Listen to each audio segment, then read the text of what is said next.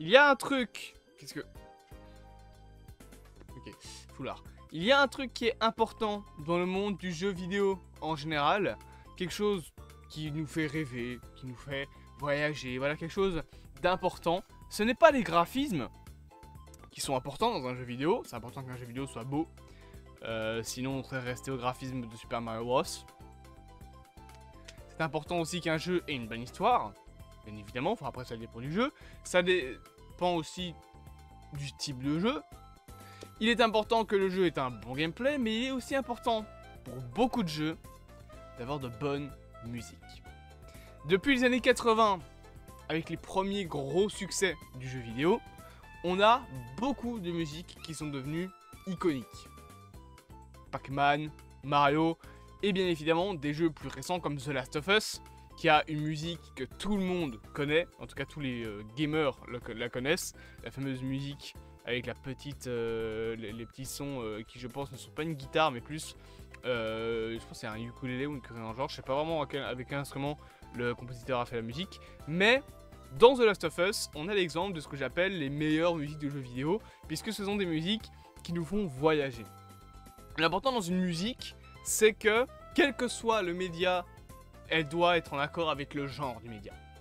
Si t'as la musique de la soupe aux choux sur fond des Dents de la Mer, ça le fait pas.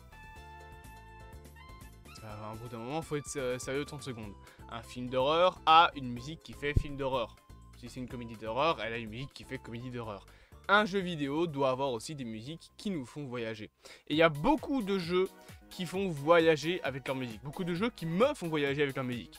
Les deux jeux qui me font le plus voyager, je pense, ça doit être, du coup, The Last of Us, notamment avec des musiques comme la reprise de Take On Me par Ashley Johnson, ou la musique, donc j'ai oublié le nom, du début de The Last of Us 2, vous savez quoi, je vais ouvrir Spotify.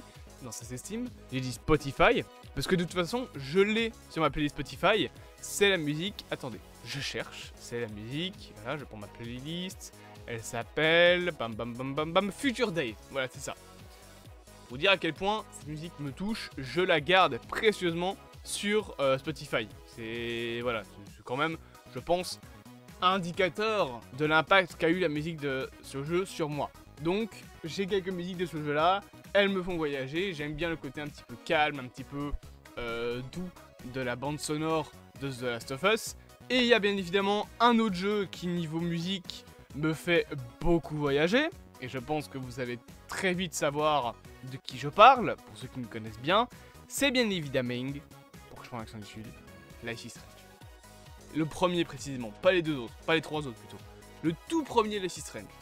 Je trouve que la bande sonore de ce jeu est parfaite.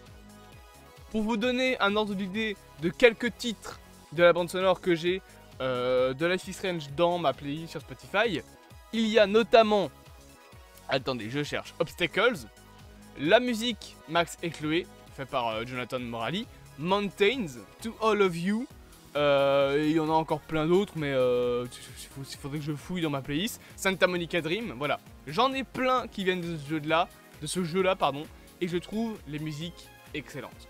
Et c'est pour moi l'exemple parfait de une musique en accord avec le style du jeu. Le jeu, voilà, c'est un jeu un petit peu d'enquête, il y a un petit peu de romance, c'est pas vraiment le point principal du jeu. Il y a une histoire un petit peu construite, voilà, autour du voyage dans le temps. C'est un jeu avec de jeunes ados qui ont entre 18 à 19 ans. On va même plutôt parler de jeunes adultes.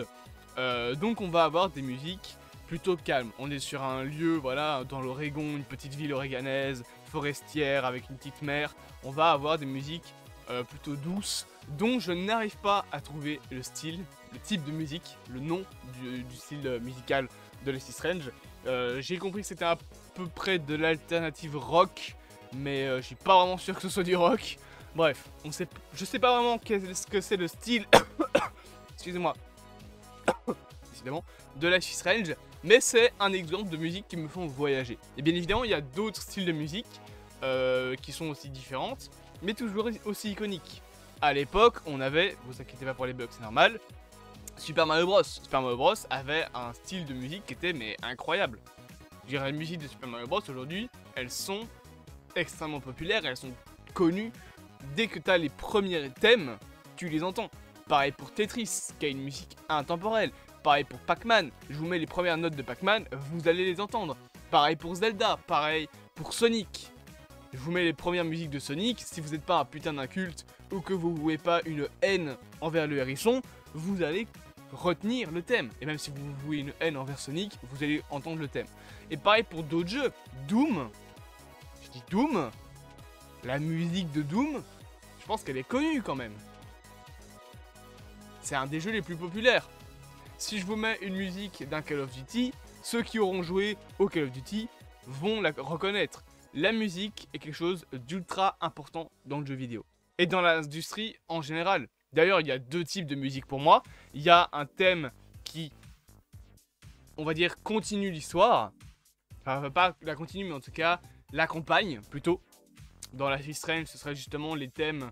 les thèmes, c'est-à-dire les musiques sans parole, en mode la musique de Max et Chloé, la musique de l'écran principal. C'est des bandes sonores, des thèmes qui apportent un son de fond, une musique toute simple, voilà. Par exemple, le thème principal de Life is Strange vous plonge directement dans l'ambiance. Et en même temps, Life is Strange c'est un peu compliqué, mais en même temps, il y a la deuxième catégorie de musique, dont du coup font partie certaines musiques de Life is Strange. La musique qui raconte une histoire. Et parfois, je préfère des bandes sonores qui racontent une histoire. Il y a des musiques qui, tu les prends sur le côté, elles racontent elles-mêmes quelque chose. Par exemple, le thème principal de Life is Strange raconte une histoire. Tu sens toute l'ambiance du jeu à l'intérieur. Le thème principal de Doom, tu sens le côté hardcore, tu sens le côté, voilà, on va défoncer des monstres par dizaines. Tu vas défoncer je sais pas moi, des zombie-man, des shotgun guys, tu vas en défoncer mais des milliers, tu vas aller péter des bouches avec tes gros bazookas là, et tu le sens dans la musique. Super Mario Bros, tu sens que c'est un petit jeu d'aventure, tu sens que voilà, c'est un jeu un peu de fantasy. Sonic, dans la musique, tu sens la vitesse, tu sens la rapidité, tu sens une certaine agressivité qui est dans le personnage même de Sonic. C'est important pour une musique de raconter sa propre histoire dans un jeu. Alors t'as des thèmes qui sont un peu moins intéressants, t'en as d'autres qui sont beaucoup plus intéressants, t'en as qui vont pas s'entendre, t'en as que tu vas te remettre H24 dans les oreilles. Moi par exemple, un des thèmes que j'écoute le plus et une des musiques que j'écoute le plus, c'est Obstacle de Sid Meier's, qui est l'une des musiques de fin de Life is Strange. Et cette musique là, je la trouve mais incroyable. Déjà tu lis les paroles, voilà, je trouve que les paroles sont très très belles, mais la musique en elle-même est très touchante. Savoir faire des bonnes musiques dans un jeu, dans un film, c'est important. Parfois, je pense qu'on ne retient pas assez à quel point les musiques dans un jeu sont importantes. Je veux dire, quand on veut faire deviner un jeu ou un film ou une série à quelqu'un, et qu'on n'a pas d'image à lui montrer, c'est quoi la première chose qu'on va lui faire? On va lui dire. On va pas commencer à lui chanter le gameplay, enfin à lui expliquer le gameplay du jeu. Si tu veux deviner, faire deviner à quelqu'un un film, une série, le premier truc que tu vas faire, bah, c'est lui faire écouter la musique. Le thème principal de Jurassic Park, le thème principal de la série Stargate, Obstacle de Life is Strange. Quand on fait deviner un projet à quelqu'un, un programme, que ce soit un film, une série, un jeu vidéo, ben on lui fait écouter les musiques. Parce que les musiques c'est important. J'espère que cette vidéo vous aura plu. Bien évidemment, n'hésitez pas à vous abonner, à partager, à liker et à commenter. Et on se dit à bientôt pour de prochaines aventures.